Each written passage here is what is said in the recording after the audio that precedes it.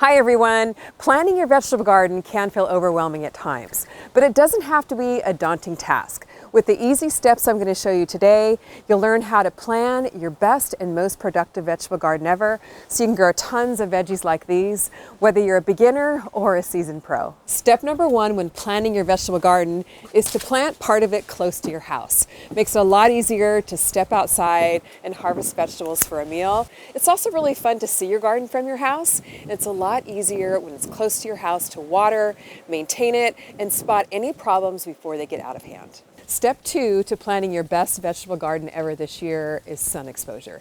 6 to 8 hours is ideal. Even more is better. 8 to 10 hours, you'll have a lot more production with your vegetables.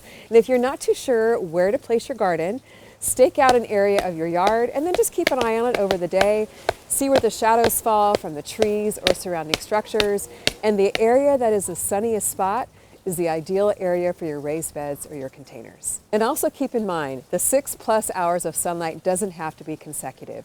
Get 3 hours in the morning, 3 to 4 hours of sunlight in the afternoon. Also, you want to position your garden beds from north to south, facing south in the northern hemisphere so they get the most sunlight exposure.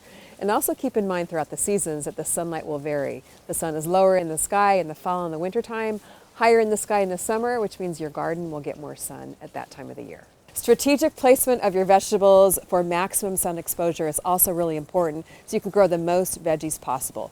So you want to place your taller vegetables that need trellising, such as these runner beans, or in the summertime I grow cucumbers up this trellis here, in the back of your garden beds so they don't shade out the front of your garden bed with your shorter vegetables such as herbs, peppers, and greens. That way you make the most of the garden space that you have. Step number 3 to planting your best garden this year is to plant it near a water source. This will eliminate you having to haul watering cans and buckets, will allow you to keep your garden well hydrated.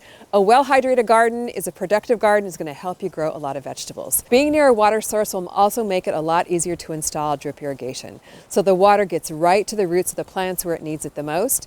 Then you can put it on a timer and set it and forget it. Step number 4 for your best vegetable garden ever this year is decide what you want to grow your veggies in, whether it's raised beds, containers, in-ground garden, or a combination of all three. Just tailor your garden to meet your budget, your family's needs, and the space that you have, and you'll be able to grow a lot of vegetables. Step number 5 is plant what you like to eat. Begin by making a list of the vegetables that you and your family eat on a regular basis, and plant those vegetables in your garden. It doesn't make any sense to plant veggies that your family's not going to eat.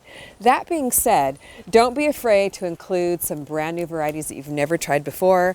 Could be a way to kind of expand your palate. And also keep in mind that certain vegetables thrive at certain times of the year.